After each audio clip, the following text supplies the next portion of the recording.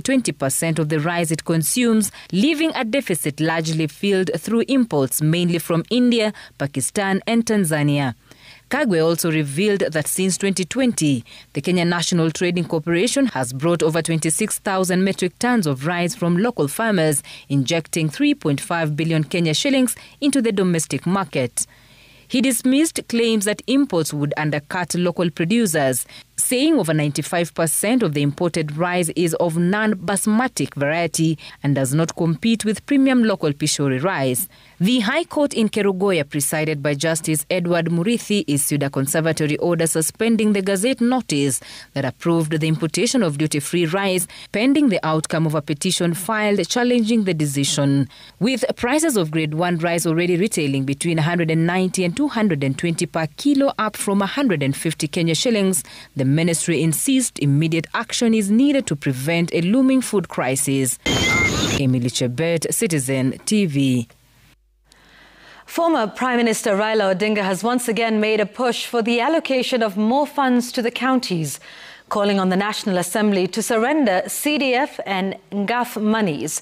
Speaking at the devolution conference, the ODM chief called out national road agencies for what he said was hoarding of resources. And as Laura Otieno reports, Prime Cabinet Secretary Musalia Mudavadi, on his part, advocated for the prudent use of resources, saying projects worth 20 billion shillings have stalled in the counties due to lack of coordination between successive county regimes.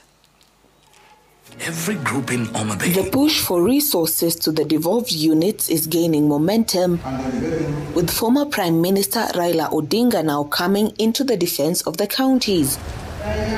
Speaking in Homa Bay at the 9th Devolution Conference, Odinga took a swipe at national agencies, including the National Assembly, whom he said were hanging on to resources that should otherwise be controlled by the counties. The only thing this system does is to pervert the role of the representative of the people and to deflect their attention from duties placed upon them by the Constitution.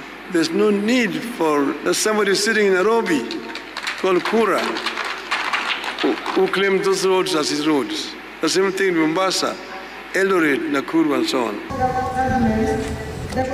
While emphasizing the need to weed out corruption as underscored by the president on Wednesday, Odinga also called for the strengthening of county assemblies to allow for proper oversight of those within the counties. It is unnecessary for Senate to be summoning governors to go to appear before senators in Nairobi.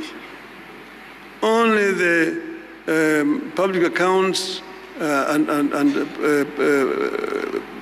the public investment committees should summon not even governors, the chief executives of the county government. My colleague from Garissa usually says being a governor is like working in a landmine. You have to buy your peace at every level. I don't think that is what devolution was meant to be, Your Excellency.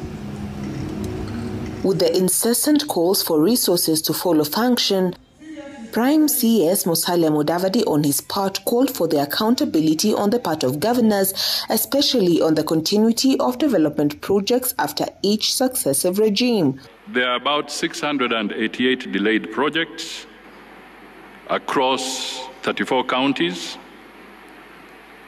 valued at about 24 billion Kenya shillings, 40 unutilized projects in 10 counties amounting to about 400 million Kenya shillings. These are issues that we need to look at. The conference concludes on Friday, where Deputy President Kithure Kindiki will be launching the model school feeding policy.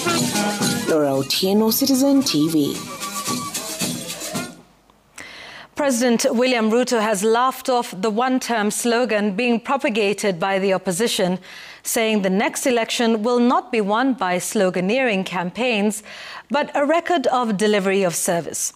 Speaking during his tour of Migori County, President Ruto says he's on a development overdrive and that he will present a scorecard before the electorate as he seeks for his re-election. And as Stephen Latour reports, Ruto is endearing himself before the Raila Odinga stronghold